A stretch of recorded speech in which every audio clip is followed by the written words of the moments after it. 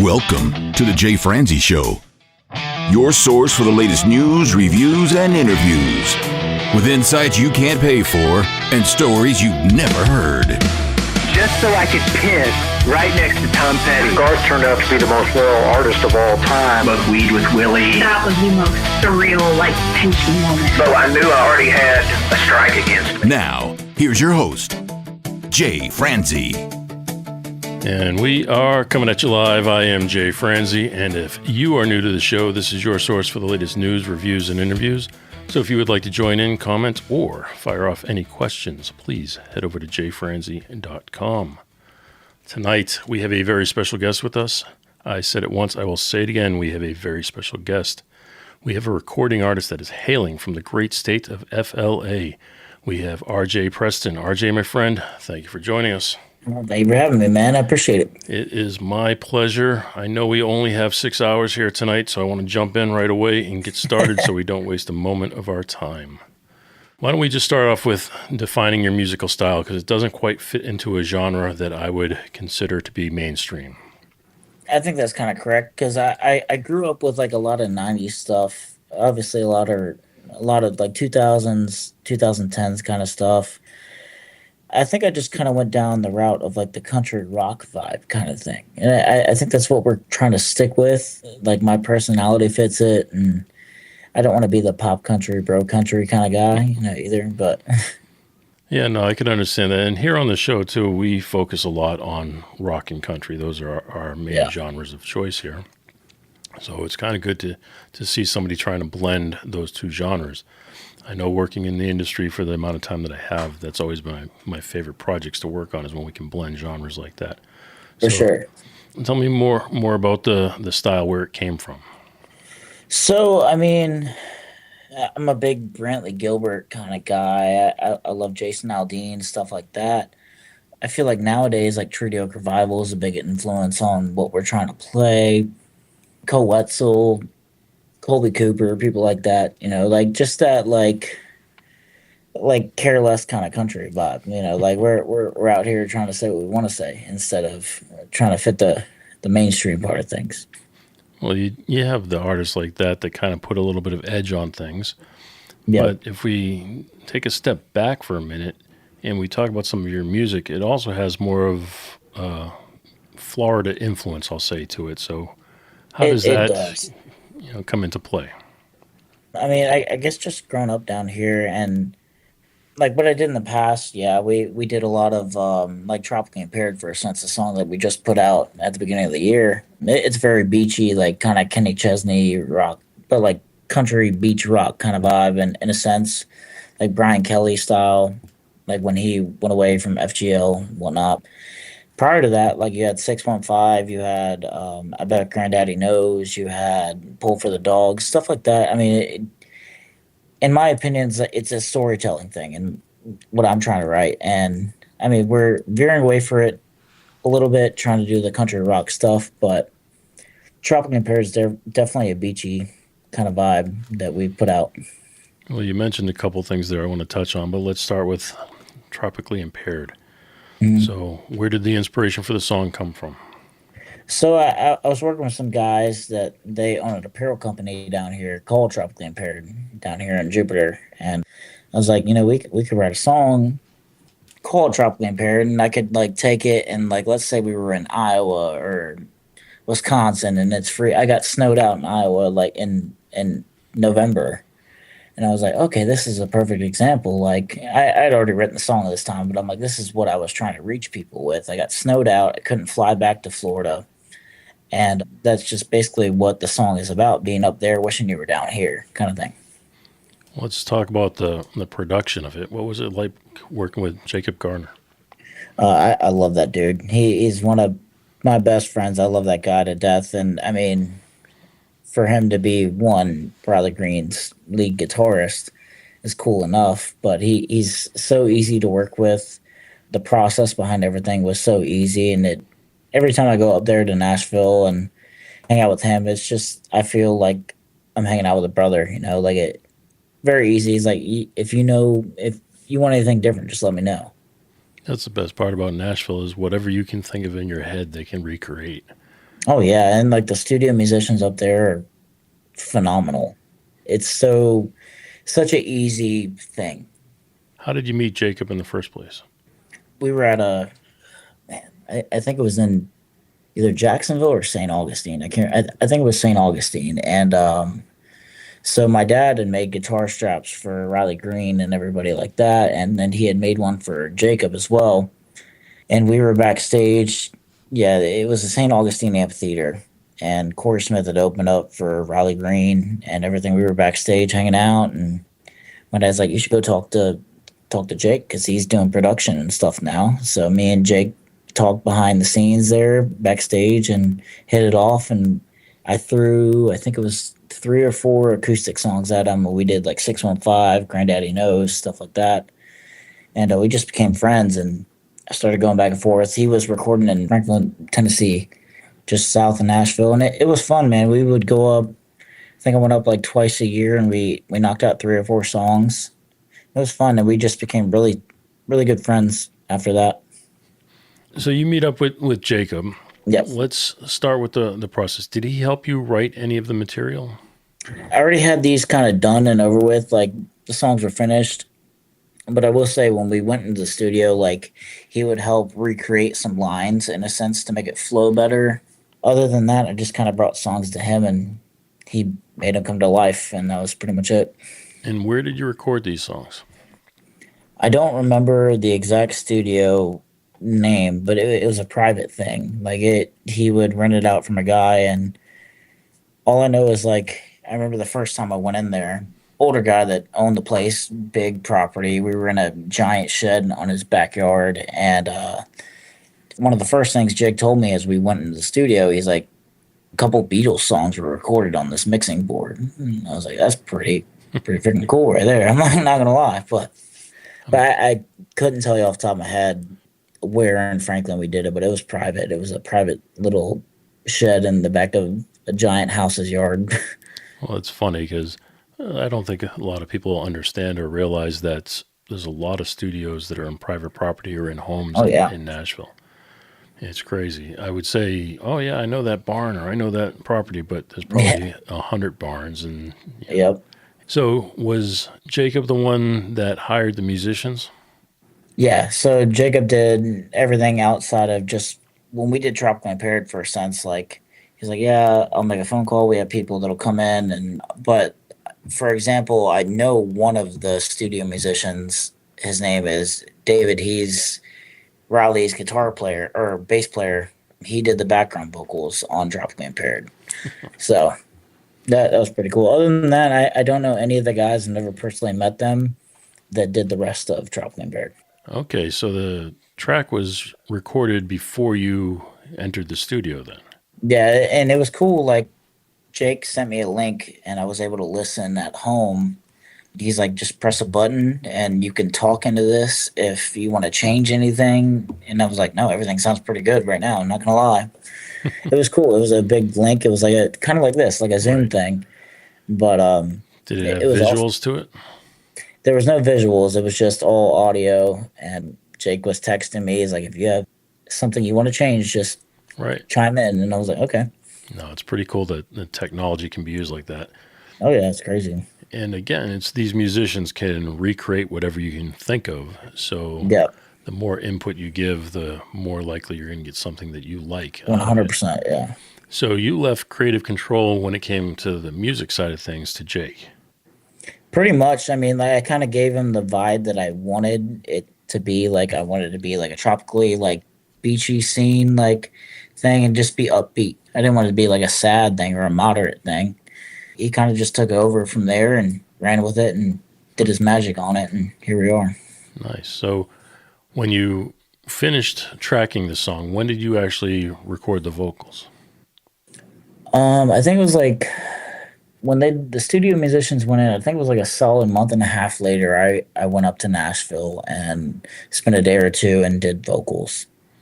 And then I assume that background vocals were done after the fact. Yeah, So you go up, you record your vocals. Did you stay for the background vocals or did you leave? I did not. No. Yep. So then the background vocals are tracked. Then how long until you have a final mix in your hands? Jake was usually pretty quick with that stuff. Like within 2 to 3 weeks, I'd have something to work with, and he'd be like, "Is this good for you?" And I'd be like, "Yeah, 100%." And it would take maybe a week to get it mastered, and it'd be done and over with. Now we talk about Jake producing it. Was Jake also the one who engineered it and mixed it?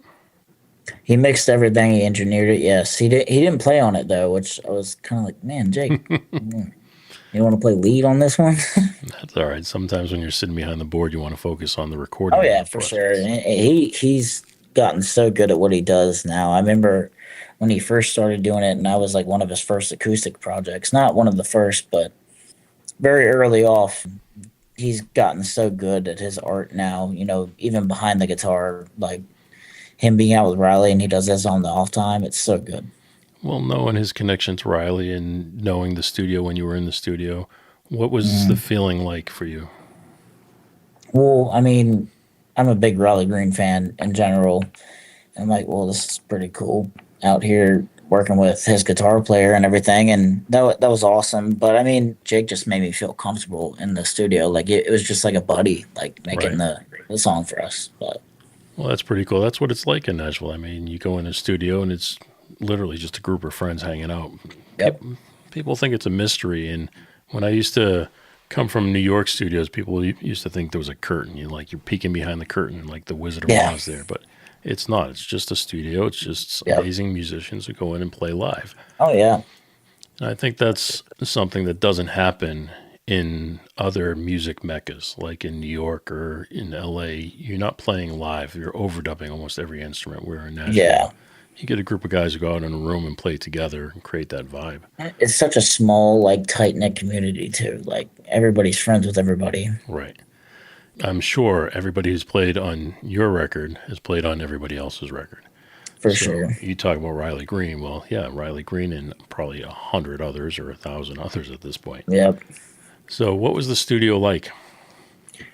Going into it, like I've recorded in South Georgia before when I first started and everything. We put out Addicted in 17, one of those first songs that I first put out. I think it was like 2018, 2019 when we did those. And it was a great studio in South Georgia when I did that. But like going into this one, it was like there was a room here, room here, room here. And I'm like, oh my God, it's crazy. Right. Even when I recorded the acoustic stuff in Nashville, it was like a giant separate room for just that. And like it was awesome. Like, and then they had the main room with the big board that is like 15 feet long, and it was cool. I mean, I enjoyed every little bit of it, and like being in somebody's backyard was even cooler. It wasn't in a giant high rise in Midtown or anything. Right. Was there any intimidation for you? For weeks prior, before we went into the studio, me and Jake had talked about a lot of things, and like we just kind of went into it, and I sang it a few times, and that was pretty much it. Did you do from start to finish a few times, or did you take it line by line? So for the acoustic ones, we did line by line. We did start to finish a couple times, and then we nailed down the issues and certain lines and everything. We went through Tropically Impaired, I think 3 or 4 times straight through. We did it straight through 3 times, and then we broke it down line by line after that. Instead of like trying to fix everything, we just did straight through to see if it sounded cool. Right. And then we were like, all right, well, let's just run through it specifically instead. That's my favorite way to do it. You run through it a few times, you feel comfortable, and you're Yeah, in a groove, and everything sounds like it flows together, even if you flub a word or if you don't quite hit the pitch you're supposed to. exactly. When you do it a second time, odds have it that you'll hit the right pitch or the Yep. right word that time, and you might mess up another line. And then at the end of the day, we comp it, which is just making a comp track of the best Yep. takes of those, and then that's your final take. I remember we went through with we did that cover of The Truth. It was me and my bass player. He played lead guitar on it. I think we sat there for like an hour just trying to get my vocals warmed up where we can get it going, and it took forever. And I was like, we finally went through it line by line, and it all worked out, but it took a while. Yeah, it's tougher that way, especially if you're a live musician like you are and you perform all these shows live. You kind of get into that groove, and you want it to feel natural. Yeah. So it's kind of cool that you did that. So overall, you would say the experience with Jake, top notch. You were happy with Oh it. yeah, phenomenal. That dude is a high class person in general, and then just even better producer. Like the dude is amazing, and I would recommend anybody that is trying to find somebody to record with. I would love for them to go to Jake because Jake is just gonna take care of you and everything. And Jake Garner, shout out, buddy. What did you enjoy most about the entire experience? Just working with a good buddy, honestly. Like just having that personable. It's not just a business aspect of like me calling somebody we're gonna go produce. Awesome. No, like it was a friendship that we already had, and being able to work with a buddy. I mean, that was probably the coolest part, and have such a great product come out of it. Was there anything that disappointed you? Not at all. I mean, like even if there was something wrong with the track, I could call Jake and be like, "Hey, I don't like this," and it would be fixed. So from start to finish, how long of a period of time was it for that one song? For Tropically Impaired, it was a little longer because it was a full band thing, and then like the mixing, mastering. So start of when the studio musicians went in and tracked it to when it was mastered, probably like 2 months. 2 months from start to finish. It's not Yeah. bad. Well, and then you also have to take into account it took me a month to get up there to go track the Right. vocals. So when you first went up there, did you go straight to the studio? Did you spend any time in Nashville? That trip. So we got in the night before. We went out that night. I went to like I think it was Losers and Duck Blind, and we went and saw a couple writers rounds. And then the next morning we went and did the vocals. And then that night I think I did a writers round. What did you think of Losers? That and Red Door are probably my two favorite places to go hang out in Nashville. Right there on Upper Namumrian. Yeah, me being kind of biased with Riley Green, I like Duck Blind a lot. I mean, one of my first writers round that I ever played in Nashville 3 or 4 years ago was at Live Oak, and I love that bar too. And they just moved. I think they're in a new location now. But then I love the local. I love all those places, even in Opry Mills, like Scoreboard, Music City Bar and Grill, Nashville Palace, and like all those places are awesome. I remember at Opry Mills when Gibson used to have their showcase open there. I mean, that was awesome. That's awesome. I've never been there for that. Last time I was at where did we go? We went to Scoreboard, Music City Bar and Grill. My buddy Sam, he plays lap steel for Tracy Lawrence. He was playing with his band at Music City Bar and Grill. I've been to Nashville Palace with Mark Wills a couple times. That was fun. For those who don't know, tell us what our writers round is. So, I mean, you have either 3 or 4 musicians on a stage. You basically go down the line between the 3 or 4 of you. You play a song that you've written and that is either cut by somebody else or you're going to cut it or whatever. Tell the story, and it's about an hour slot for each round. In that amount of time, each person will play like 3 or 4 songs, depending on how many people are up there. And you just kind of play your own music and tell stories about it. I mean, I loved every second of doing those, man. It's been a while. I want to get back up there and do another one, but Well, compared to playing with your band, it's an entirely different experience. Oh, yeah. I know you play acoustic sets, but when you're typically used to playing with a band and then you go in there and do a writer's round, it's Yeah. kind of like you're stripping down naked to perform. pretty much. And I love both aspects of doing both things. Like, I love the band because the energy is different. Like, we're up there and everybody's in your face kind of thing. And, like, it's also cool to, like, sit back and just play acoustic and listen to, like, the 3 other phenomenal people that are on stage with you talk about their stories of their songs. And, like, you build such great relationships behind it, too. Like, I mean, me and Luke were talking earlier about our buddy Bryson Cooper that we're going to go up pretty soon and do some work with. And I played around with him one time before, and just hearing his songs and like plenty of people that he's worked with and plenty of people I've met in the aspects of just playing writers rounds, dude. Like it's such a big community, but such a small community at the same time. Just for reference, you referenced Luke, so Luke is your manager. Yep. So the first time you played a writer's round in Nashville, did anybody join in and play lead or sing harmonies to you? Up until the last time I was just in Nashville last year, I've never had anybody, either play lead or sing harmonies along with me. I was just kind of the new guy that was just from Florida, and nobody knew me other than the guy that hosted it. But that was pretty much it. And then the last time I went up there last year, I brought my bass player, the one that played on The Truth with us. He came up and just filled in lead and stuff. And it was actually cool the last time we were up there because a buddy of mine, Jay Valor, he was on the same round as me, and I've known him from down here before he moved to Nashville, and we were all in the same round together. And like my bass player Austin filled in a little on his songs and stuff too. It was pretty cool. Felt like a little reunion. Yeah, it was a big Florida reunion for us. I only asked you that question because you're up there typically 3-4 people, like you said, and there are 4 solo singers playing an acoustic guitar typically. Yeah. And the first time somebody joins in and starts playing lead, it might catch you off guard because you're just not expecting it.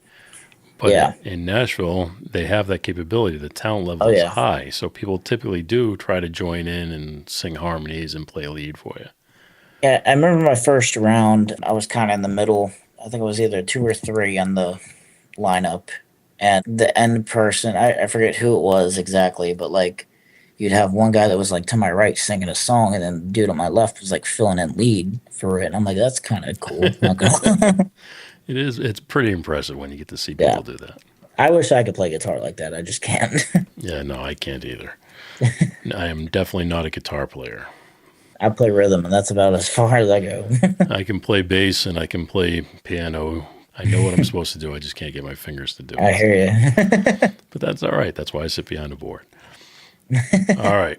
Take me back to a time at Palm Beach International Raceway and tell me what the feeling was like going through your body. Wow. That was such a long time ago.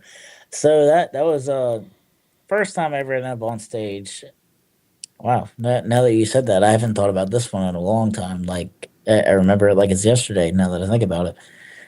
I had a buddy. It was probably the weirdest venue ever. Like there was a drag strip going. There was races going on. It's the loudest thing on the face of the planet. And you had this band that was playing, and I know the guy, the lead singer of the band, through my dad. His name's Eric Durantz. He also had a band called Tobacco Road Band. He wrote the song called 8 Second Ride by Jake Owen. I think I was 16, 17 years old, and me and my best friend went out there and we're like, let's go watch Eric's show. And I loved that drag strip anyways. Like I grew up going to that one. Let's go check him out, and bumped into Eric. I think it was the first time I officially met Eric. And he's like, you want to get up on stage for a song or two? And I was like, sure, dude, why not? Well, wait. Before you say that, you say yes. Did you have any clue what you would play or even how it would go about?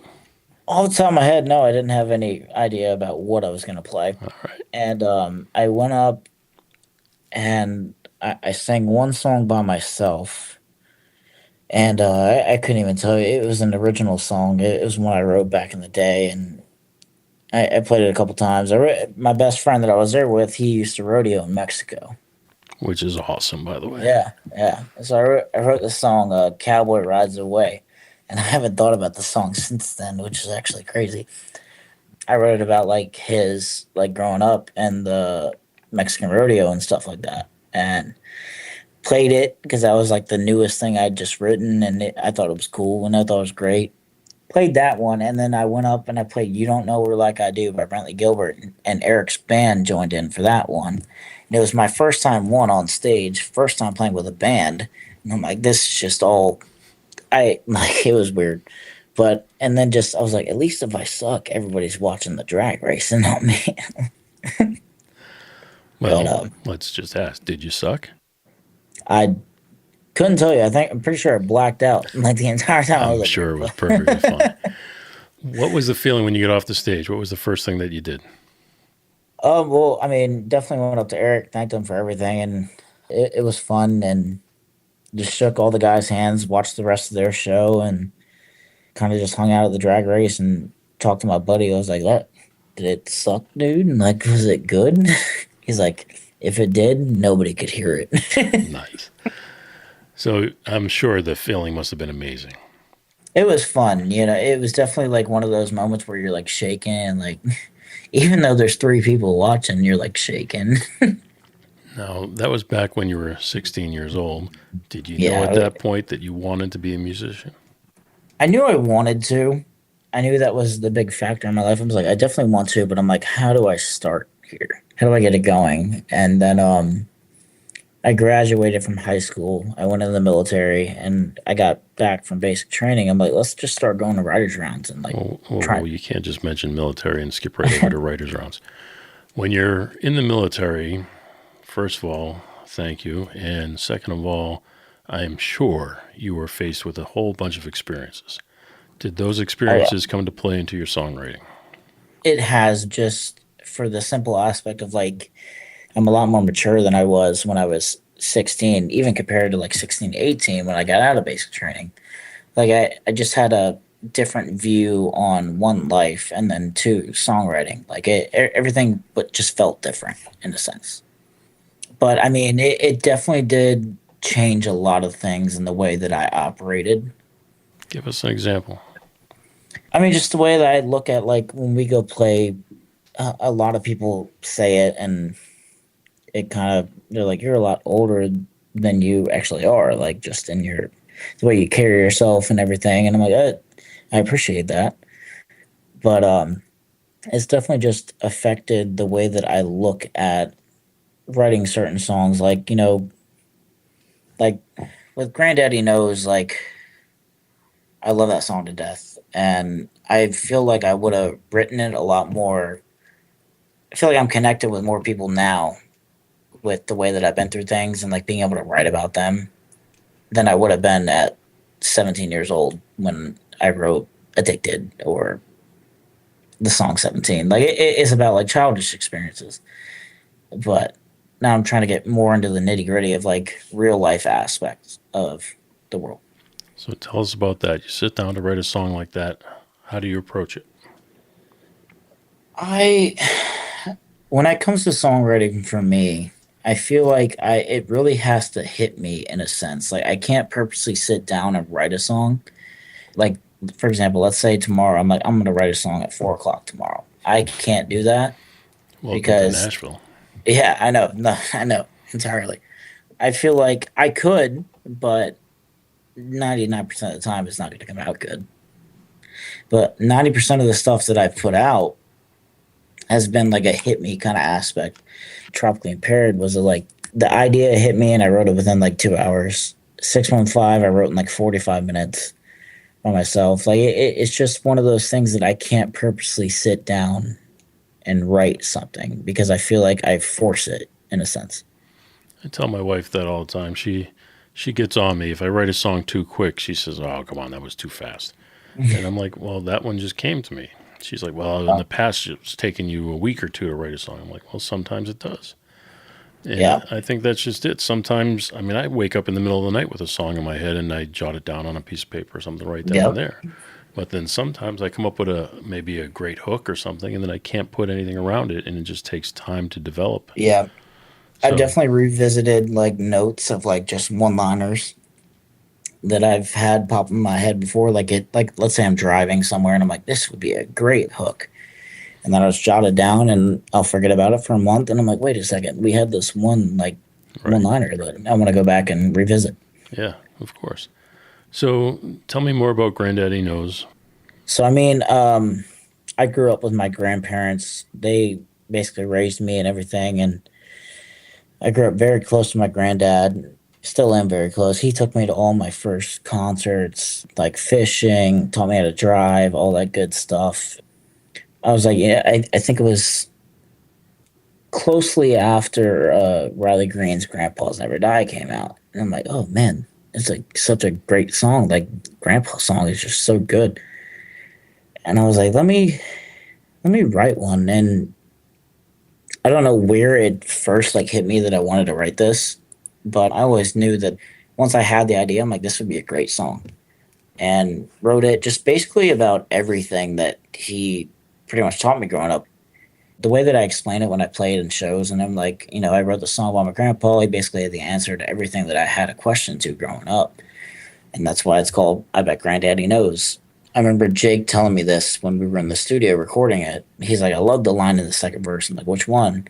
He's like, the line where you say, I bet the old hardware store just outside of town doesn't have half the tools he has. And that's such a realistic statement because my grandpa has millions of tools in his house, and I worked at the hardware store. I mean, I just wrote it about the way I grew up with him, and it was awesome. That is awesome. So you mentioned Jake. I know you went in the studio with Jake to record this one as well. Was the process similar to when you recorded Tropically Impaired? So it was different because one, it was acoustic. Two, it was kind of more laid back. It was because the guitar wasn't tracked before I went in. So I played guitar on this song.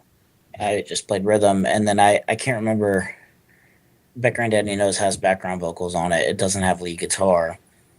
Dave from Riley Green, the bass player, he did the background vocals on it too. So I just went in, sat in a room, and I think I played through the song like 6 or 7 times and until we nailed it down, and that was it.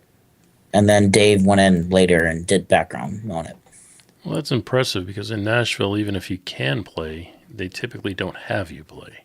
Yeah, and I was like kind of weirded out by that too. Not weirded out by it, but I'm like, man, these guys are way better than I am to play guitar. Why don't you have them play it?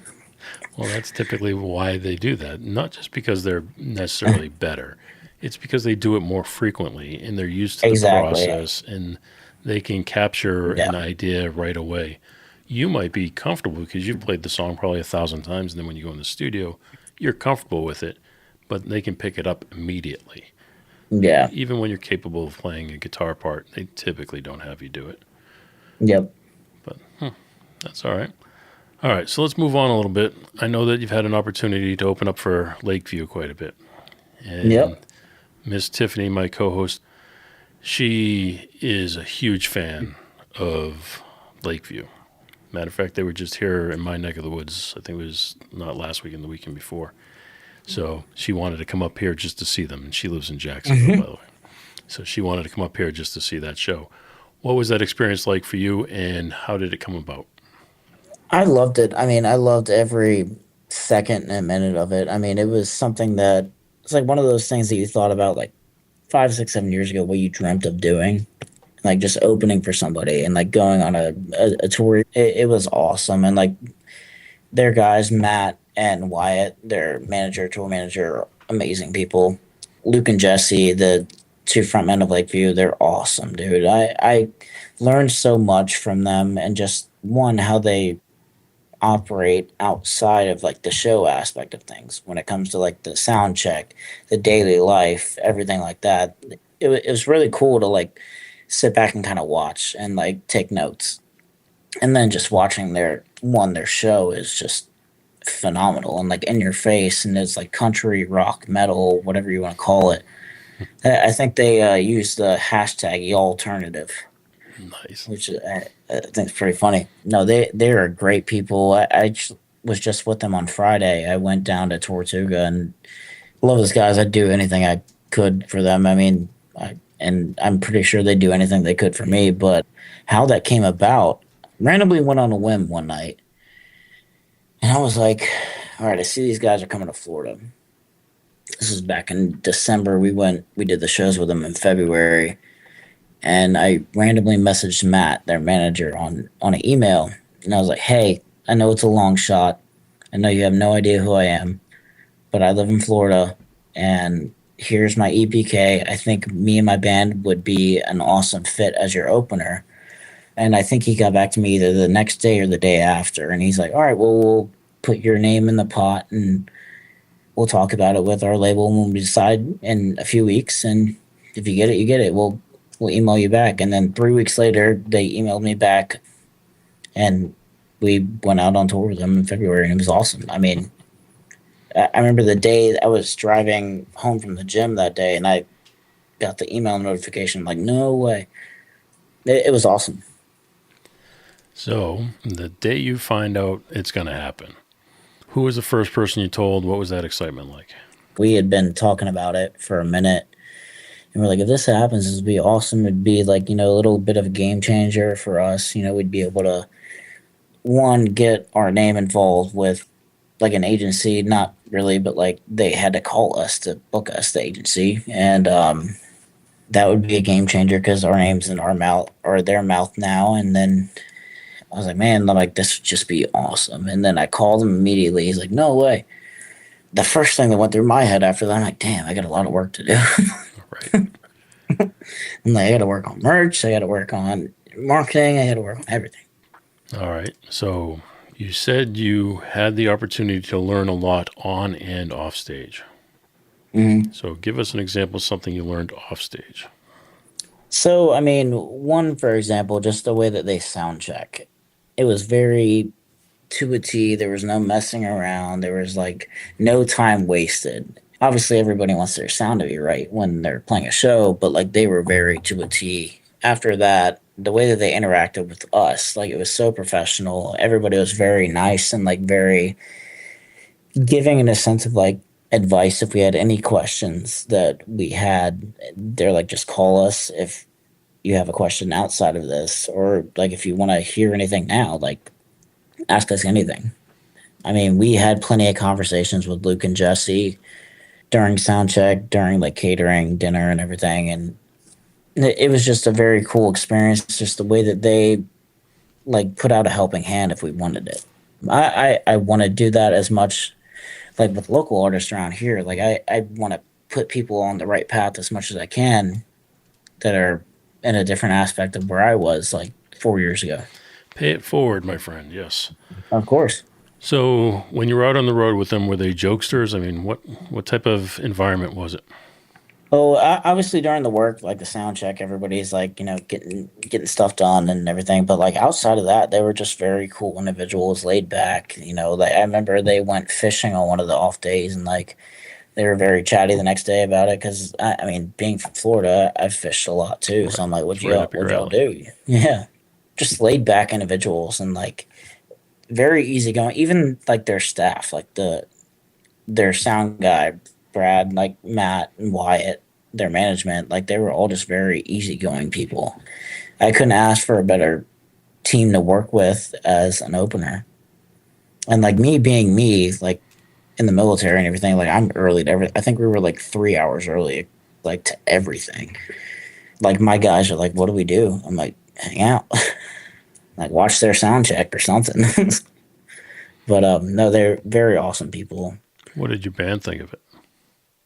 Oh, they loved it. I mean, just one with the process of like being on the road, truck trailer kind of stuff, and like town to town thing, and then doing the whole like touring aspect of like, okay, we have an itinerary. We have to be here at this time, sound check, load in this time, hang out, do whatever, have dinner, and then go rock a show, and then hang out and watch these guys kill it.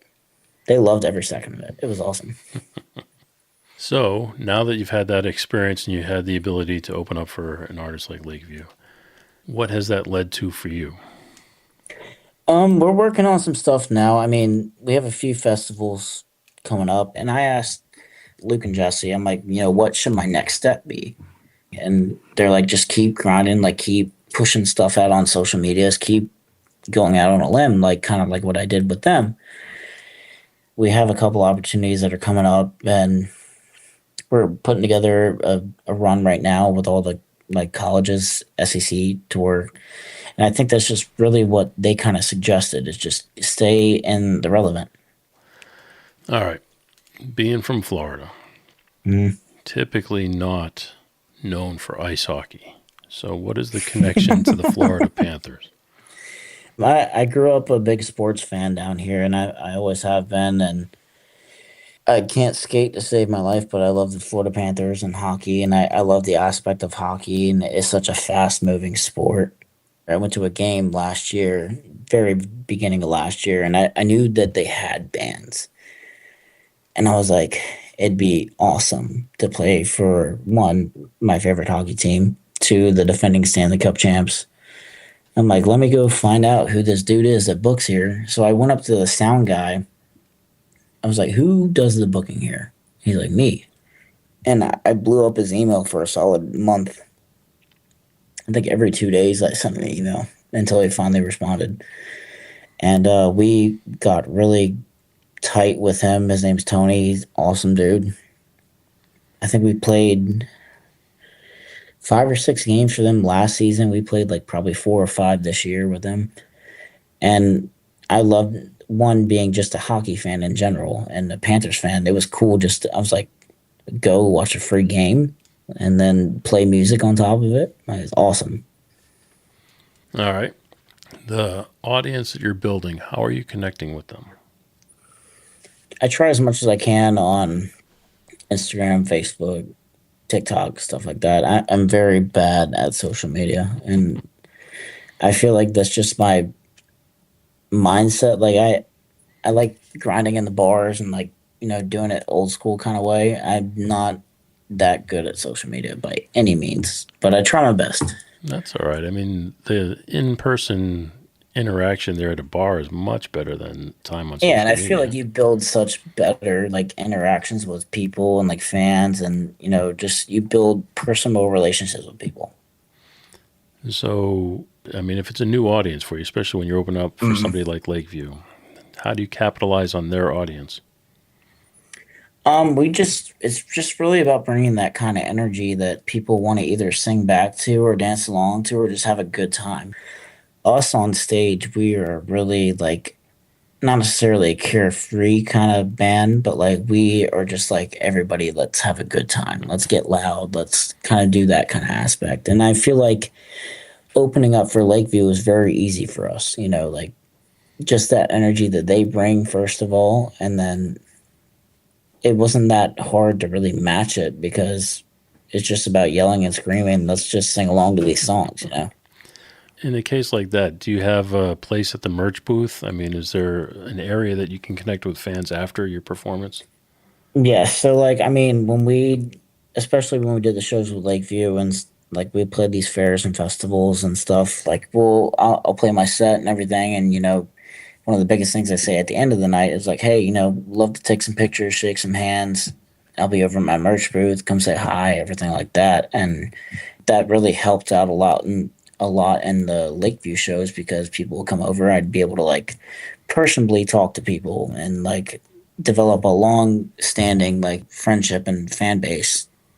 Absolutely. That's the way it should be done. And that's what I like to hear, too, is that when you're on a stage like that, that you take advantage of it. You say, hey, I will be over at this merch booth. Please come by and say hello. You're not trying to take them away from Lakeview's show. You're just trying to make that connection. So that's really cool. So what do you hope that the fans take away from your music? I mean, I just really hope that the songs that I write just resonate with people. Because growing up, being a major music fan, whether it was country, rock, anything, like if a song made me feel a certain way, that meant more to me than how good a song sounded. Like if my lyrics are connecting with somebody, it means more to me than you're like, okay, that's a good song. But no, like I hit you in the heart here, dude. Like I feel like that means a lot to me. Like when people come up to me, I had somebody I think it was our second show with Lakeview. She came up to me. She's like, you played that Granddaddy song and it made me cry. It hit me a certain way. And I'm like, that's awesome. Like, I love that. That means you and I connected on a different level there. That's the best feeling ever. Yeah. I play songs for my wife every once in a while and she'll cry, but it's not for the right reasons. But, hey, that's all right. All right, sir. Well, we do this thing here we call Unsung Heroes, where we take a moment to shine the light on somebody who's worked behind the scenes or somebody who may have supported you along the way. Do you have somebody you'd like to shine a little light on? Oh, man. I mean, I got a couple people. I'd like to give a good personal shout out to my buddy John Buckley. Like, he's a good friend of mine. He's always stood in my corner, especially here locally. And, like, the dude has always believed in me. He's came out to plenty of shows and booked me when I didn't have a chance of being booked anywhere else. Love him. Another one I'd like to give a shout out to, if you don't mind, a guy named Andrew Morris. He's the one that got me started when I first started playing acoustically. He'd bring me on his sets and everything and let me play some shows and play a few songs. I got booked that way. Very nice. All right, folks. Well, we have done it. We have reached the top of the hour, which does mean we have reached the end of the show. If you've enjoyed the show, please tell a friend. And if you have not, well, tell two. You can reach out to to both of us in this case over at jfrenzy.com. We will be happy to keep this conversation going, or any other for that matter. RJ, my friend, I cannot thank you enough for joining me tonight. I would like to leave the final words to you. Thank you guys for having me. I appreciate if you check out the music. Thank you, Jay, for having me on here, man. Check him out, man. I appreciate that, sir. And on that note, have a good night. This episode has been brought to you by VR Knives, your source for 100% custom knives made by a true rock star. So, if you're in the market for a new piece of art, reach out to VR Knives. 407-421-5528. 407-421-5528.